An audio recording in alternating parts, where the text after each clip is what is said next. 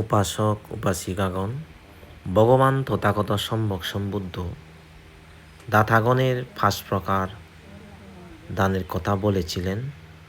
যেই দান সৎপুরুষের গণ্য হয়, সেই 5 প্রকার দানের কথা আপনাদেরকে আমি শ্রবণ করাবো। আপনারা সকলে শ্রবণ করুন। প্রথমটি হচ্ছে কর্ম ও কর্মফলের প্রতি বিশ্বাস রেখে শ্রদ্ধার সাথে দান দেয়।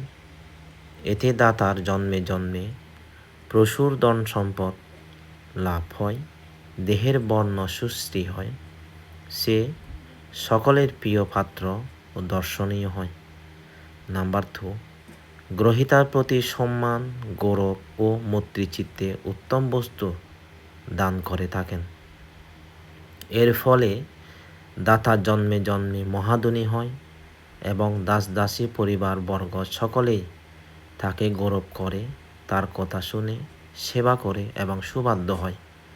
নাম্বার 3, যথাসময়ে দান দেয়, অর্থাৎ গ্রহীতার যখন যা প্রয়োজন তখনই তা দিয়ে গ্রহীতার অভাব মোচন করে। এরূপ দাতা ভবিষ্যতে অপরিসীম ভোগ সম্পদের অধিকারী হয়। তার যখন যা প্রয়োজন তখন তা পর্যাপ্ত পরিমাণে লাভ করে থাকেন। নাম্বার 4, চিত্তের কৃপণতা এবং লোভ ত্যাগ করে শ্রদ্ধার সাথে দান করে। এরূপ দাতা জন্মে জন্মে প্রচুর ভোগ সম্পদ লাভ করে এবং পঞ্চ কামগুণে অবিরমিত হয়, অর্থাৎ রূপ, রস, শব্দ, গন্ধ, স্পর্শ অবিরমিত হয়। নাম্বার 5, আত্মপ্রশংসা বা পরনিন্দা না করে শ্রদ্ধার সাথে ইহ পরকাল মঙ্গলের উদ্দেশ্যে দান দেয়। এতে দাতার জন্মে জন্মে প্রচুর ধন সম্পদ লাভ হয় এবং লব্ধ সম্পত্তি অগ্নি, জল, রাজা, সোর ও শত্রু দ্বারা বিনষ্ট হয় না।